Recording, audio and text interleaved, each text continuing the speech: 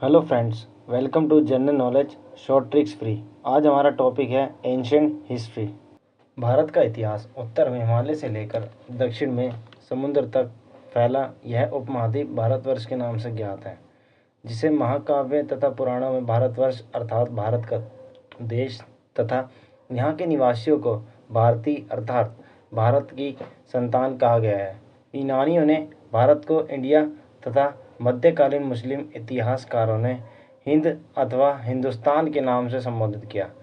भारतीय इतिहास को अध्ययन की सुविधा के लिए 3 भागों में बांटा गया है: प्राचीन भारत, मध्यकालीन भारत और आधुनिक भारत।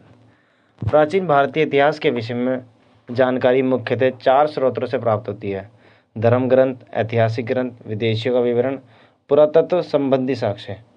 प्राचीन भारतीय इतिहास के स्रोत धर्म ग्रंथ एवं ऐतिहासिक ग्रंथ से मिलने वाली महत्वपूर्ण जानकारी। भारत का सर्वप्राचीन धर्म ग्रंथ वेद है, जिसकी संकल्पकर्ता महर्षि कृष्ण देवपायन वेद व्यास को माना जाता है। वेद 4 प्रकार के होते हैं: ऋग्वेद, यजुर्वेद, सामवेद और अथर्ववेद। ऋग्वेद ऋचाओं के क्रमबद्ध ज्ञान के संग्रह को ऋग्वेद कहा जाता है। इसमें 10 मंडल और 1028 सूक्त, वाल्खिल्य पाठ के 11 सूक्त सहित एवं 10,462 ऋचाएँ हैं। इस वेद के ऋचाओं के पढ़ने वाले ऋषि को होत्र कहते हैं। विश्वामित्र द्वारा रचित ऋग्वेद के 3रे मंडल में सूर्य देवता सावित्री को समर्पित प्रसिद्ध गायत्री मंत्र है। इसके 9वें मंडल में देवता सोम का उल्लेख है। इसके 8वें मंडल की हस्तलिखित ऋचाओं को खिल कहा जाता है। चतुष्वर्णीय समाज की कल्पना का आदि स्रोत ऋग्वेद के 10वें मंडल में वर्णित पुरुष सूक्त है, जिसके अनुसार 4 वर्ण जैसे ब्राह्मण, क्षत्रिय, वैश्य एवं तथा शूद्र आदि पुरुष ब्रह्मा के क्रमशः मुख, भुजाओं, जांघों और चरणों से उत्पन्न हुए हैं। ऋग्वेद के अंदर इंद्र के लिए 250 तथा अग्नि के लिए 200 ऋचाओं की रचना की गई है। प्राचीन इतिहास के साधन के रूप में वैदिक साहित्य में ऋग्वेद के बाद शतपथ ब्राह्मण का स्थान है। सबसे प्राचीन हमारा वेद ऋग्वेद एवं सबसे बाद का जो वेद होता है वो अथर्ववेद कहलाता है। दूसरा यजुर्वेद, जो सस्वर पाठ के लिए मंत्रों तथा बलि के समय अनुपालन के लिए नियमों का संकल्प यजुर्वेद कहलाता है। इसके पाठकर्ता को अर्धव्यू कहते हैं। यह एक ऐसा वेद है जो गद एवं पद दोनों में है। तीसरा सामवेद, यह गाई जा सकने वाली ऋचाओं का संकल्प होता है। इसके पाठकर्ता को उद्रादु कहते हैं। इसे भारतीय संगीत का जनक कहा जाता है।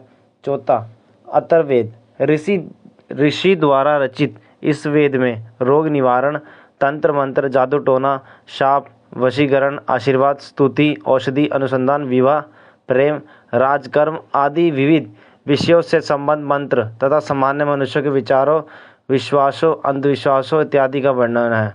इसमें सावा एवं समिति को प्रजापति की 2 पुत्रियां कहा गया है। वेदों को भली भांति समझने के लिए 6 वेदांगों की रचना की हुई है। यह शिक्षा, ज्योतिष, कल्प, व्याकरण, निरुक्त एवं छंद है। पुराण, विष्णु पुराण जो संबंधित है मौर्य वंश से, मत्स्य पुराण जो संबंधित है हमारा आंध्र सातवाहन वंश से, वायु पुराण जो संबंधित है गुप्त वंश से। भारतीय ऐतिहासिक कथाओं का जो सबसे अच्छा क्रमबद्ध विवरण पुराणों में मिलता है। इनकी रचयिता लोमर्ष विष्णु पुराण अथवा इनके पुत्र उग्रसेन माने जाते हैं। इनकी संख्या 18 है, जिनमें से केवल 5 मत्स्य, वायु, विष्णु और वायु पुराण, ब्राह्मण एवं भगवत में ही राजाओं की वंशावली पाई जाती है। पुराणों में मत्स्य पुराण सबसे प्राचीनतम एवं प्रमाणिक है। स्त्रियों तथा शूद्र जिन्हें वेद पढ़ने की अनुमति नहीं थी, वह भी पुराण सुन सकते हैं। पुराणों का जो पाठ करते हैं पुजारी किया करते हैं। स्मृति ग्रंथों में सबसे प्राचीन एवं प्रमाणिक मनुस्मृति मानी जाती है। यह शुंग काल का मानक ग्रंथ है। नारद स्मृति गुप्त युग के विषय में जानकारी प्रदान करता है। जातक में बुद्ध की पुनर्जीवन की कहानी वर्णित होती है। हिनायन का प्रमुख ग्रंथ कथा वस्तु है, जिसमें महात्मा बुद्ध का जीवन चरित्र और अनेक कथानकों के साथ वर्णित है। जैन साहित्य को आगम कहा जाता है। जैन धर्म का प्रारंभिक इतिहास कल्पसूत्र से ज्ञात होता है। जैन ग्रंथ भगवती सूत्र में महावीर के जीवन, कृत्यों तथा अन्य समकालिकों के साथ उनके संबंधों का विवरण मिलता है। अर्थशास्त्र के लेखक चाणक्य, कौटिल्य, विष्णुगुप्त है।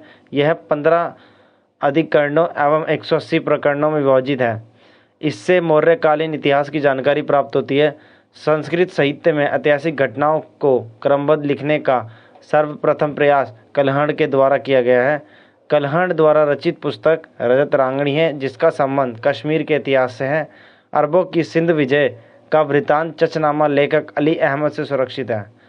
अष्टाध्यायी संस्कृत भाषा व्याकरण की प्रथम पुस्तक के लेखक पाणिनि है। इससे मौर्य के पहले का इतिहास तथा मौर्य युगीन राजनीतिक अवस्था की जानकारी प्राप्त होती है। कात्यायन की गार्गी संहिता एक ज्योतिष ग्रंथ है, फिर भी इसमें भारत पर होने वाले यवन आक्रमण का उल्लेख मिलता है। पतंजलि पुष्यमित्र शुंग के पुरोहित थे। इनके महाभाष्य से शुंगों के इतिहास का पता चलता है। 1400 ईसा पूर्व के अभिलेख बोगज कोई एशिया माइनर से वैदिक देवता मित्र, वरुण, इंद्र और नसत्ते अश्विनी कुमार के नाम मिलते हैं। मध्य भारत में भगवत धर्म विकसित होने का प्रमाण यवन, राजदूत, हेलियोडोरस, वैशनगर, विदिशा, गरुड़ स्तंभ लेख महत्वपूर्ण अभिलेख से प्राप्त होता है। सर्वप्रथम भारतवर्ष का जिक्र हाथी गुम्फा अभिलेख में होता है। सर्वप्रथम दुर्भिक्ष का जानकारी देने वाला अभिलेख सोहगोरा अभिलेख है। सर्वप्रथम दुर्भिक्ष का जानकारी देने वाला अभिलेख सोहगोरा अभिलेख है। सर्वप्रथम भारत पर होने वाले हूण आक्रमण की जानकारी भीतरी स्तंभ लेख से प्राप्त होती है। सती प्रथा का पहला लिखित साक्ष्य ऐरण अभिलेख शासक भानुगुप्त से प्राप्त होती है। रेशम बुनकर की श्रेणियों की जानकारी मंदसौर अभिलेख से प्राप्त होती है। हाथी गुम्फा अभिलेख तिथि रहित अभिलेख जो कि कलिंगराज खेरगेल से प्राप्त होती है। जूनागढ़ जो गिरनार अभिलेख है वो रुद्रदामन के द्वारा प्राप्त होता है। नासिक अभिलेख गौतमी बलश्री के द्वारा। प्रयाग के जो स्तंभ लेख है वो समुद्रगुप्त के द्वारा। ऐहोल अभिलेख पुलकेशिन सेकंड। मंदसौर अभिलेख जो मालवा के नरेश यशोवर्धन के द्वारा। ग्वालियर के जो अभिलेख है प्रतिहार नरेश भोज के द्वारा। भीतरी एवं जूनागढ़ अभिलेख स्कंदगुप्त के द्वारा। देवपाड़ा अभिलेख बांगल शासक विजयसेन के द्वारा। अभिलेखों का अध्ययन एपिग्राफी कहलाता है। कश्मीरी नवपाषाण पुरास्थल बुर्ज होम से गोरतावास गड्ढा घर का साक्ष्य मिला है। इनमें उतरने के लिए सीढ़ियाँ होती है। प्राचीनतम सिक्कों को आहत सिक्के कहा जाता है। इसी को साहित्य में कार्षापर्ण कहा गया है। सर्वप्रथम सिक्कों पर लेख लिखने कार्य यवन शासकों ने किया। समुद्रगुप्त की वीणा बजाती हुई मुद्रा वाले सिक्कों से उसके संगीत प्रेमी होने का प्रमाण मिलता है। अरिक्क में पुंडुचेरी के निकट से रोमन सिक्के प्राप्त हुए हैं। प्रागैतिहासिक काल, जिस काल में मनुष्य ने घटनाओं का कोई लिखित विवरण उद्धृत नहीं किया उसे प्रागैतिहासिक काल कहते हैं। मानव विकास के उस काल को इतिहास कहा जाता है जिसका विवरण लिखित रूप में उपलब्ध होता है। आदि ऐतिहासिक काल उस काल को कहते हैं जिस काल में लेखन कला के प्रचलन के बाद उपलब्ध लेख पढ़े लिखे नहीं जा सके। ज्ञानी मानव होमो सैपियंस का प्रवेश इस धरती पर आज से लगभग 30 या 40 हजार वर्ष पूर्व हुआ। पूर्व पाषाण युग के मानव की जीविका के मुख्य आधार था शिकार। आँख का आविष्कार पुरापाषाण और पाषाण काल में एवं पहिए का नवपाषाण काल में आविष्कार हुआ। मनुष्य में स्थायी निवासी की प्रवृत्ति नवपाषाण में हुई तथा उसने सबसे पहले पालतू बनाया कुत्ते को। मनुष्य ने सर्वप्रथम तांबा धातु का प्रयोग किया तथा उसके द्वारा बनाया जाने वाला प्रथम औजार कुल्हाड़ी जो प्राणी स्थल अतिर पक्कम था। कृषि का आविष्कार नवपाषाण काल में हुआ। प्रागैतिहासिक काल अन्न उत्पादक स्थल जो मेहरगढ़ था पश्चिम बलूचिस्तान में अवस्थित है। कृषि के लिए अपनाई गई सबसे प्राचीन फसल गेहूं एवं जौ थी। पल्लावरम नामक स्थान पर प्रथम भारतीय पुरापाषाण कलाकृति की खोज हुई थी। भारत में पूर्व प्रस्तर युग के अधिकांश औजार स्फटिक पत्थर के बने थे। भारत का सबसे प्राचीन नगर मोहनजोदाड़ो था, सिंधी भाषा में, जिसका अर्थ मृतकों का टीला था। रॉबर्ट ब्रूस फुट पहले व्यक्ति थे जिन्होंने 1863 ईस्वी में भारत में पुरापाषाण कालीन में औजारों की खोज की। भारत का सबसे प्राचीनतम नगर मोहनजोदाड़ो था, सिंधी भाषा में, जिसका अर्थ मृतकों का टीला। असम का जो श्वेतभू गिबन भारत में पाए जाने वाला एकमात्र मानव भाव कवि है। इनाम गांव ताम्रपाषाण युग की एक बड़ी बस्ती थी। इसका संबंध जोवे संस्कृति से है। भारत में शिवालिक की पहाड़ी से जीवाश्म का प्रमाण मिला है। भारत में मनुष्य संबंधी सबसे पहला प्रमाण नर्मदा नदी घाटी में मिला है। भारतीय नागरिक सेवा के अधिकार जिले प्रथम व्यक्ति थे जिन्होंने प्रथम बार वैज्ञानिक आधार पर भारत की जनसंख्या का प्रजातीय विभेदीकरण किया। विदेशी यात्रियों से मिलने वाली प्रमुख जानकारी। पहला, यूनानी जो कि रोमन लेखक है। टेसियस, यह ईरान का राजवेद था।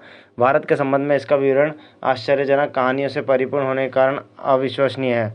दूसरा, हेरोडोटस, इसे इतिहास का पिता कहा जाता है। इसने अपनी पुस्तक हिस्टोरिका में 5वीं शताब्दी ईसा पूर्व के भारत फारस के संबंध का वर्णन किया है, परंतु इसका विवरण भी अनुश्रुतियों एवं अफवाहों पर आधारित है।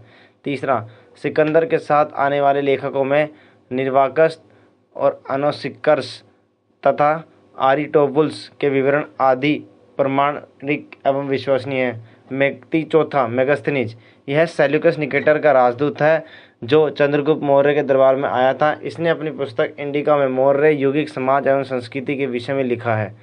पांचवा, डायमैकस, यह सीरियस नरेश अंतियोकस का राजदूत था जो बिंदुसार के दरबार में आया था। इसका विवरण भी मौर्य युग से संबंधित है। छठा, डायनोसियस, यह मिस्र नरेश टोलमी फिलडेल्फस का राजदूत था जो अशोक के दरबार में आया था। सातवां, टोलमी, इसने अपनी 2री शताब्दी में भारत का भूगोल नामक पुस्तक लिखी थी। आठवां, प्लिनी, इसने प्रथम शताब्दी में नेचुरल हिस्ट्री नामक पुस्तक लिखी। इसमें भारतीय पशु, पेड़, बीज, खनिज पदार्थ आदि के बारे में विवरण मिलता है। नौवां, पेरिपल्स ऑफ द इरिथ्रियन सी, इस पुस्तक के लेखक के बारे में जानकारी अभी तक नहीं पता। यह लेखक करीब 80 ईस्वी में हिंद महासागर की यात्रा पर आया था। इसने उस समय के भारत के बंदरगाहों तथा व्यापारिक वस्तुओं के बारे में जानकारी दी है। बी, चीनी लेखक फहियान, यह चीनी यात्री गुप्त नरेश चंद्रगुप्त द्वितीय के दरबार में आया था। इसने अपने विवरण में मध्य प्रदेश के समाज एवं संस्कृति के बारे में वर्णन किया। इसने मध्य प्रदेश की जनता को सुखी एवं समृद्ध बताया है। दूसरा, संयुगन, यह 518 ईस्वी में भारत आया था। इसने अपने 3 वर्षों की यात्रा में बौद्ध धर्म की प्राप्तियां एकत्रित की थी।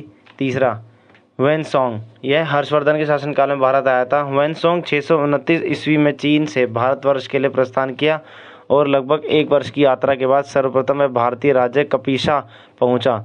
भारत में 15 वर्षों तक ठहरकर 645 ईस्वी में चीन लौट गया। वह बिहार में नालंदा जिला स्थित नालंदा विश्वविद्यालय में अध्ययन करने तथा भारत से बौद्ध धर्म ग्रंथों को एकत्रित कर ले जाने के लिए आया था। इसका भ्रमण वृत्तांत सी यूकी के नाम से प्रसिद्ध है। इसमें 138 देशों का विवरण मिलता है। इसने हर्षकालीन समाज, धर्म तथा राजनीति के बारे में वर्णन किया है। इसके अनुसार सिंध का राजा शूद्र है। ह्यूनसोंग के अध्ययन के समय नालंदा विश्वविद्यालय के कुलपति आचार्य शीलभद्र थे। चौथा, इत्सिंग, यह 7वीं शताब्दी के अंत में भारत आया। इसने अपने विवरण में नालंदा विश्वविद्यालय, विक्रमशिला विश्वविद्यालय तथा अपने समय के भारत का वर्णन किया है। तीसरा, अरबी लेखक में पहला जो था अल-बरूनी था। यह महमूद गजनवी के साथ भारत आया था। अरबी में लिखी गई इसकी कृति किताब उल हिंद, यह तहकीकात हिंद भारत की खोज आज भी इतिहासकारों के लिए एक महत्वपूर्ण स्रोत है। इसने राजपूत कालीन समाज, धर्म, रीति रिवाज, राजनीतिक आदि पर सुंदर प्रकाश डाला गया। अन्य लेखक जो डी था, इसमें पहला है तारनाथ, यह एक तिब्बती लेखक था। इसने कंग्यूर तथा तंग्यूर नामक ग्रंथ की रचना की थी। इसने भारतीय इतिहास के बारे में जानकारी मिलती है।